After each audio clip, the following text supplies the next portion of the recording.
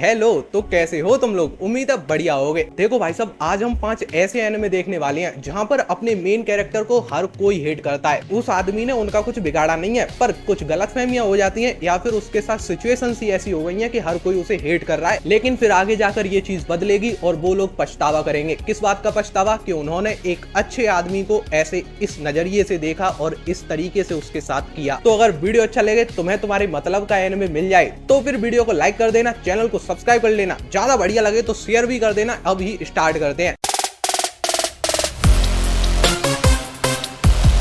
Number 5, chivalry of the failed knight. देखो यहाँ पर तुम्हें कहानी देखने मिल रही है इकी कुरागाने की। ये आदमी एक ऐसी दुनिया में रह रहा है जहाँ पर कुछ ह्यूमंस के पास सुपर पावर्स हैं और इसकी फैमिली भी उन्हीं ह्यूमंस में से आती है और एक अच्छी खासी रेप्यूटेशन रखती है। पर यहाँ पर समस्या ये है, इस आदमी के अंदर कोई पावर्स नहीं है। ये एक एफ रैंक पर आता है। यहाँ पर रैंक भी बनी हुई है, जो आदमी जितना पावरफुल है उसकी उतनी रैंक है। आदमी नहीं, इंसान, औरतें भी तो होंगी, आदमी क्यों बोल रहा हूँ, आदत से मजबूर हूँ। अब इसके कमजोर होने पर इसके साथ बड़ा ही बुरा होता है। इसकी फैमिली भी इसे निकाल देती है। इसका बाप नहीं चाहता ये उसके साथ रहे। वो उसे एक ऐसी एकेडमी में भेज देता है जहाँ पता ना चले वो उसका बेटा है। वो मतलब उसे दुनिया से छुपाना चाहता है। अब ये आदमी जब एकेडमी में पहुंचता है तो पहले ही दिन ये एकेडमी की प्रिंसेस को कुछ गलत हालत में देख लेता है। गलत हालत से मेरा मतलब है नेकेड देख लेता है और फिर वो इसे बदला लेने के लिए चैलेंज कर देती है एक डुएल फाइट के लिए। एक एफ रैंक का इंसान एक एस रैंक की प्लेयर से कैसे लड़ेगा, और जब वो लड़ेगा तो क्या वो जीतेगा, और अगर नहीं जीता तो फिर उसके साथ क्या सिचुएशंस होंगी। अभी उसकी हालत इतनी खराब है, फिर क्या होगा और ये फिर अपनी रेप्यूटेशन वापस कैसे लेगा, उसी के लिए तुम्हें ये एनिमे देखना है। काफी बढ़िया सा एनिमे है, तुम इसको देख सकते हो। बहुत छोटा सा एनिमे है, 13-14 एपिसोड में पूरा खत्म हो जाता है एंड कहानी भी एंड हो जाती है। मांगा पढ़ने की तुम्हें कोई जरूरत नहीं है, एक सेटिस्फाइंग एंडिंग मिलती है तुम्हें लास्ट में। तो तुम इसको 100% देख सकते हो। अगर तुमने ये नहीं देखा है, मेरी तरफ से full recommended. Number 4, misfit of demon king academy. देखो ये एक लंबा चौड़ा एनिमे है, ये एक सीजन में खत्म नहीं होगा। इसके लिए तुम्हें 3-4 सीजन देखने होंगे। अब इसमें प्रॉब्लम नहीं होनी चाहिए, क्योंकि एक बढ़िया एनिमे के ही 3-4 सीजन आते हैं तो तुम बड़ी आराम से मान सकते हो। तुम एक बढ़िया सी ट्रीट के लिए जाने वाले हो। तो अगर तुमने ये नहीं देखा है तो फिर इसकी स्टोरी सुन लो, पसंद आ जाए तो फिर तुम इसको देख लेना। स्टोरी की बात करूं तो यहाँ पर तुम्हें ह्यूमंस एंड डीमंस के बीच एक वॉर देखने मिल रहा है, जो कि 2000 सालों तक चलता ही जा रहा था। और फिर एक सिचुएशन आती है जहां पर डीमन किंग खुद को सैक्रिफाइस कर देता है इस उम्मीद में कि सैक्रिफाइस से शांति होगी, एक बार फिर से पीस लौट आएगा। अब यहाँ पर समझने वाली बात यह है, उसने सोचा होता है जब वो वापस से जन्म लेगा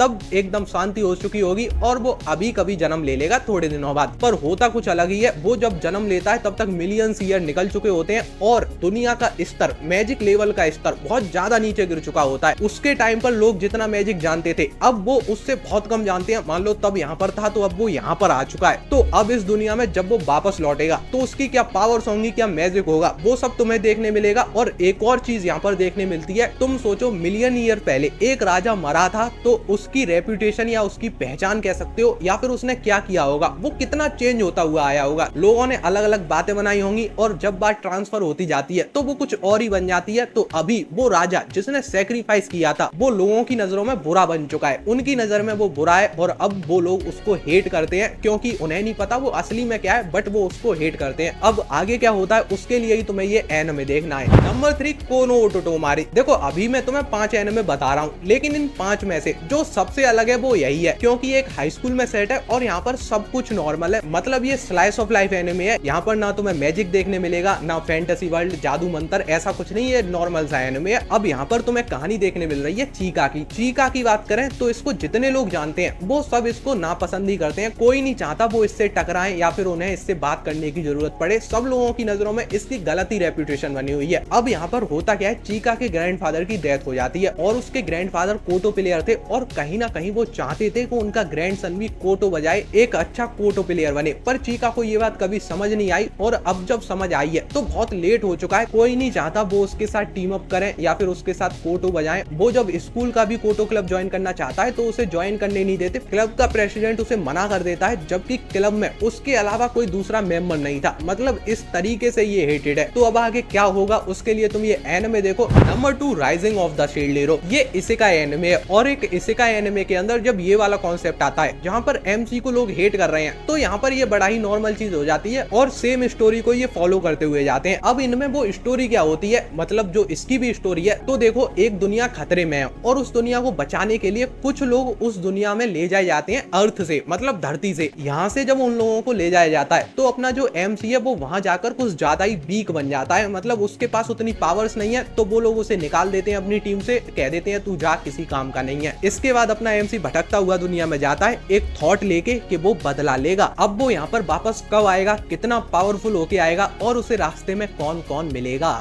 कौन कौन से मेरा मतलब है कौन कौन मिलेगा, तुम समझ रहे हो। इसेकाई एनिमे के अंदर कौन ही मिल सकता है, बहुत सारी वाइफूज, एकदम बढ़िया बढ़िया वाइफूज। तो अगर तुम्हें एक एनिमे के अंदर ये वाला साइड भी चाहिए इस सब के साथ, तो फिर तुम इसके साथ जा सकते हो। इसके भी 4 सीजन है और वो सब बढ़िया है, तुम देखो इसको, मजेदार है ये एनिमे। नंबर 1 पर आता है एल्फ अनलाइड, मास्टरपीस। हाँ भाई साहब, मास्टरपीस है ये एनिमे। भले ही लोग बोलते नहीं है ये मास्टरपीस है, लेकिन ये मास्टरपीस है क्योंकि इससे इंस्पिरेशन लेके बहुत सारी चीजें बनती हैं। तो अगर कोई तुम्हारी चीज से इंस्पिरेशन ले रहा है और वो चीज अच्छी खासी व्यूअरशिप भी रखती है तो वो मास्टरपीस ही हुई। स्टोरी की बात करूं तो यहाँ पर तुम्हें एक लड़की देखने मिल रही है जो कि नॉर्मल इंसान नहीं है, वो एक म्यूटेंट है और उसके पास डबल पर्सनैलिटी है। एक पर्सनैलिटी जो तुम्हारे साथ बहुत ही इनोसेंट बन के रहेगी, एकदम बच्ची सी बन के रहती है वो, और एक पर्सनैलिटी जो अगर आती है तो अभी वो जिसके साथ बच्ची बन के खेल रही थी वो उसी का गला काटने में बिल्कुल भी सेकंड नहीं लेगी। अब बड़ी नॉर्मल सी बात है, अगर ऐसी ये है तो इसको हर कोई हेट करता होगा, पर एक और चीज यहाँ समझने वाली है, वो ऐसी है तो उसकी ऐसी होने में गलती भी नहीं है, तो उसको हेट भी नहीं करना चाहिए। अब ये चीजें कैसे सॉर्ट आउट होंगी और मैं यहाँ पर तुम्हें कैसे समझाऊंगा तो स्टोरी रिवील हो जाएगी। बस तुम इतना समझो, इसने कम से कम 100 या 200 लोगों को मार रखा है, पर फिर भी ये इनोसेंट है, इसकी कोई गलती नहीं है, ऐसा ये एनिमे कहता है। हॉरर जॉनरा का ये एनिमे और मोस्ट व्यूड एनिमे में से एक है और इसीलिए ये नंबर 1 पर भी है। इसी के साथ अगर ये वीडियो पसंद आया है तो लाइक शेयर सब्सक्राइब, जल्दी मिलते हैं, तब तक के लिए बाय बाय।